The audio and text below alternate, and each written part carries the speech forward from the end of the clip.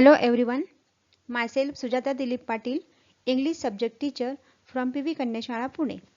Stay home, stay safe. Today we are going to discuss about question number 1, that is section 1 language study from our activity sheet.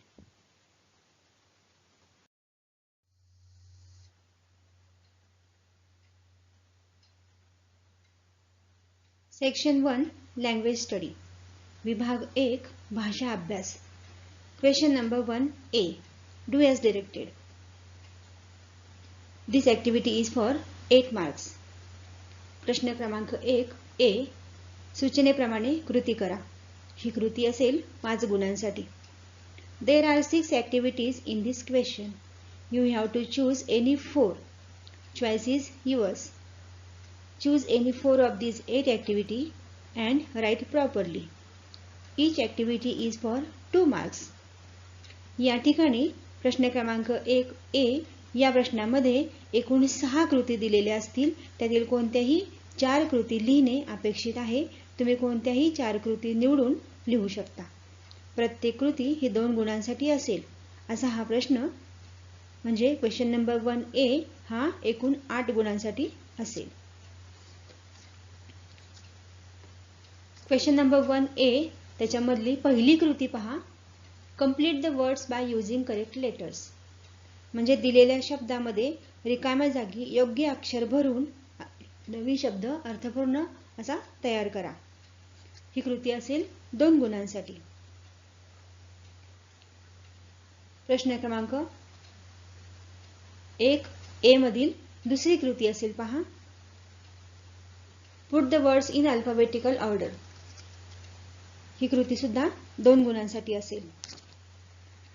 खाली दिलेले शब्द वर्णानुक्रमे लिहा. असा प्रश्न आहे. यामध्ये 2 प्रकारच्या कृती करायच्या असतील. एक म्हणजे वेगवेगळ्या अक्षरांनी सुरू होणारे शब्द आणि दुसरी कृती म्हणजे सारख्याच अक्षरांनी सुरू होणारे शब्द. क्वेश्चन नंबर 1A यामधली तिसरी कृती असेल पंक्च्युएट द फॉलोइंग. म्हणजे वाक्य व्याकरणदृष्ट्या शुद्ध करून लिहा. ही कृती सुद्धा 2 गुणांसाठी असेल. ही कृती सोडवत असताना स्वल्पविराम, पूर्णविराम, प्रश्नचिन्ह, अवतरण चिन्ह, उद्गारवाचक चिन्ह इत्यादीचा यामध्ये समावेश होतो. वाक्याचा प्रकार ओळखून योग्य ते चिन्ह देऊन वाक्यात आवश्यक ते बदल करून वाक्य पुन्हा लिहिणे अपेक्षित आहे. प्रश्न क्रमांक 1A यामधील चौथी कृती असेल make 4 words minimum 3 letters using the letters in the word. यामध्ये तुम्हाला एक शब्द दिलेला असेल. त्या शब्दांमधलेच कमीत कमी 3 अक्षरं घेऊन नवीन शब्द तयार करणे असं अपेक्षित आहे. प्रश्न क्रमांक 1 मधील 5वी कृती असेल write related words as shown in the example. दिलेल्या शब्दाशी संबंधित योग्य शब्द लिहिणं ह्या प्रश्नामध्ये अपेक्षित आहे. या प्रश्नामध्ये 2 प्रकारच्या कृती विचारल्या जाऊ शकतात. हा प्रश्न सुद्धा 2 गुणांसाठी आहे. एक म्हणजे नाउन टू ॲडजेक्टिव्ह असा प्रश्न या ठिकाणी विचारला जाईल किंवा व्हर्ब टू ॲडव्हर्ब असा प्रश्न या ठिकाणी विचारला जाईल. म्हणजेच उदाहरणार्थ शब्द दिलेला आहे चेअर. चेअर हा शब्द नाम आहे. म्हणजे दिलेला शब्द नाउन आहे. त्याचा आपल्याला ॲडजेक्टिव्ह हे रिलेटेड शब्द लिहायचे आहेत. एक करून दाखवलेलं तुमच्यासाठी न्यू हा ॲडजेक्टिव्ह शब्द चेअरसाठी इथे तुम्हाला उत्तरादाखल करून दाखवलेला आहे. अशा प्रकारे चेअरसाठी विशेषण असलेले शब्द निवडायचे आहेत. ते तुम्ही तिथे लिहायचे आहेत. त्याचप्रमाणे व्हर्ब समजा ग्रोईंग हा शब्द तुम्हाला चेअरच्या ठिकाणी दिला असेल तर तुम्ही त्या ठिकाणी रिलेटेड वर्ड्स हे असे लिहू शकता. Growing city, growing village, growing tree अशा प्रकारे रिलेटेड शब्द तुम्ही त्या शब्दाला लिहू शकता. असं लिहिणं अपेक्षित आहे.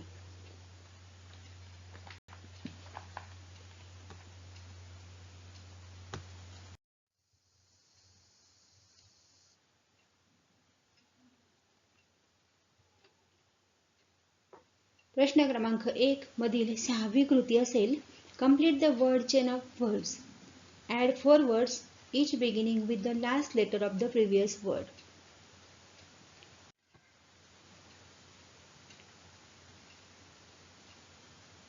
या कृतीमध्ये 3 प्रकारच्या कृती किंवा 3 प्रकारचे प्रश्न विचारले जाऊ शकतात.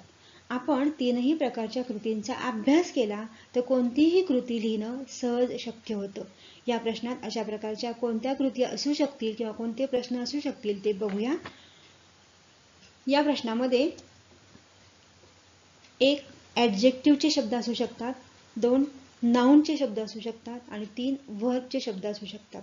म्हणजे उदाहरणार्थ या ठिकाणी आपल्याला PLANT प्लांट हा शब्द दिसतोय. हा शब्द कोणत्या प्रकारातला आहे तिन्हीपैकी? तर नाउन या प्रकारातला आहे.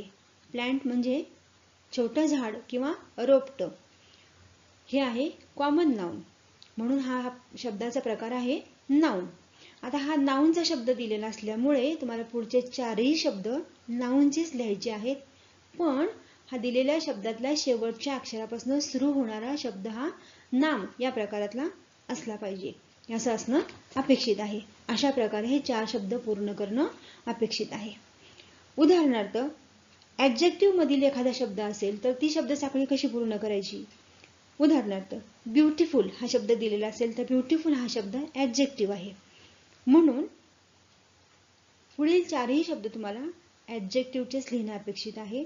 ब्युटिफुल या शब्दामधील शेवटचं लेटर, शेवटचं अक्षर यल असल्यामुळे पुढचा शब्द यलने सुरू होणारा असला पाहिजे. तसंच तो शब्द पूर्ण झाल्यानंतर त्या शब्दातलं शेवटच्या अक्षरापासून सुरू होणारा नवीन शब्द सुद्धा विशेषणाचाच असला पाहिजे. अशा प्रकारे 4 शब्द विशेषणाचे लिहिणे अपेक्षित आहे.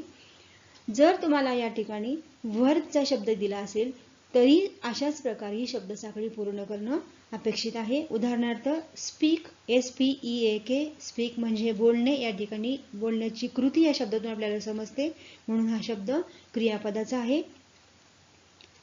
या शब्दाची शब्दसाखळी पूर्ण करत असताना या शब्दातील शेवटचा अक्षर के असल्यामुळे पुढचा शब्द के या अक्षराने सुरू होणारा असला पाहिजे. अशा पद्धतीने आपण 4ही शब्द क्रियापदाचे लिहून ही शब्दसाखळी अचूकरित्या पूर्ण करणं अपेक्षित आहे. या ठिकाणी प्रश्न क्रमांक 1A यामधील 6 कृतींचा अभ्यास आपण केलेला आहे. आता क्वेश्चन नंबर 1B पाहूया. Question number 1B, do as directed. This activity is for 2 marks. There will be options for each activity. Choice is yours. Choose any one from activity 1 and also choose any one from activity 2. या ठिकाणी प्रश्न क्रमांक B मध्ये 2 कृती तुम्हाला दिलेल्या असतील. दोन्ही कृतींना पर्याय दिलेले असतील. तुम्ही दिलेल्या पर्यायामधून कोणताही एक प्रश्न किंवा एक कृती निवडायची आहे आणि अचूकरित्या उत्तर लिहायचं आहे. Activity 1A is related to phrase. पहा question number 1B1A. Make a meaningful sentence by using the given phrase in front of. या ठिकाणी in front of हा वाक्प्रचार आहे. हा वाक्प्रचार तुम्हाला दिलेला आहे. This activity is related to phrase. phrase म्हणजे वाक्प्रचार. दिलेल्या वाक्प्रचाराचा तुमच्या वाक्यात उपयोग करा असा प्रश्नाचा अर्थ आहे. हा प्रश्न आहे 1 गुणांसाठी. या प्रश्नाला दुसरा प्रश्न पर्याय आहे B. Add a clause to expand the sentence meaningfully. एक वाक्य या कृतीमध्ये एक वाक्य दिलं जाईल. ते वाक्य मुख्य वाक्य किंवा उपवाक्य असेल. त्या वाक्याचा राहिलेला अर्धा भाग पूर्ण करणं अपेक्षित आहे. हे करत असताना दिलेल्या वाक्याचा काळ आणि त्या पुढील वाक्याचा काळ योग्य असणं अपेक्षित आहे. तसंच योग्य उभयान्वयी अव्यय म्हणजेच योग्य कंजंक्शनचा वापर या ठिकाणी होणं गरजेचं आहे. क्वेश्चन नंबर 1B1 यामधील A किंवा B यापैकी कोणताही एक प्रश्न निवडा आणि त्याचा सराव करा आणि अचूक उत्तर लिहा. Question number 1B2. A. Add a prefix or suffix to make new words. याच्यामध्ये तुम्हाला 2 शब्द दिले जातील. This activity is for 1 mark. या दोन शब्दांना प्रिफिक्स किंवा सफिक्स लावून नवीन अर्थपूर्ण शब्द तयार करणं अपेक्षित आहे. म्हणजे दिलेल्या शब्दाच्या आधी किंवा नंतर काही अक्षरे लिहून योग्य अर्थपूर्ण शब्द तयार करणं अपेक्षित आहे. उदाहरणार्थ या ठिकाणी आपल्याला दोन शब्द दिलेले आहेत. त्यातला पहिला शब्द आहे सक्सेस. सक्सेस या शब्दाच्या आधी जे सुरुवातीला UN ही दोन अक्षरं जर लावली तर अनसक्सेस असा नवीन शब्द तयार होतो. म्हणजे आपण प्रिफिक्स लावून अनसक्सेस हा शब्द तयार केला. तसेच याच शब्दाला FUL ही तीन अक्षरं जर शब्दाच्या नंतर लावली तर कोणता शब्द तयार होईल? तर सक्सेसफुल. हा झाला आपला आपण सफिक्स तयार करून हा नवीन शब्द तयार झाला. अशा प्रकारे सफिक्स किंवा प्रिफिक्स दोन्हीपैकी एक लावून नवीन शब्द तयार करणं अपेक्षित आहे. या ठिकाणी दोन शब्द दिलेले असतील. दोन्ही शब्दांचे तुम्हाला प्रिफिक्स किंवा सफिक्स लावून असे नवीन अर्थपूर्ण शब्द तयार करणं अपेक्षित आहे. या कृतीला बी ही कृती ऑप्शन असेल.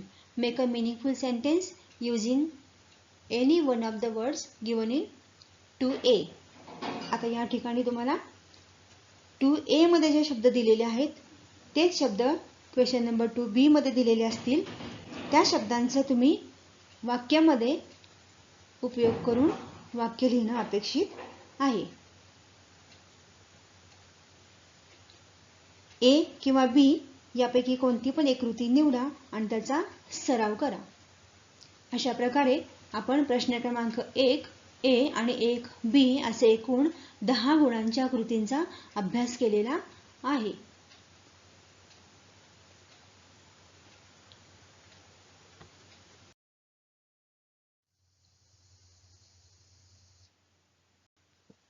I hope you have enjoyed this lesson a lot. See you in the next lesson. Thank you.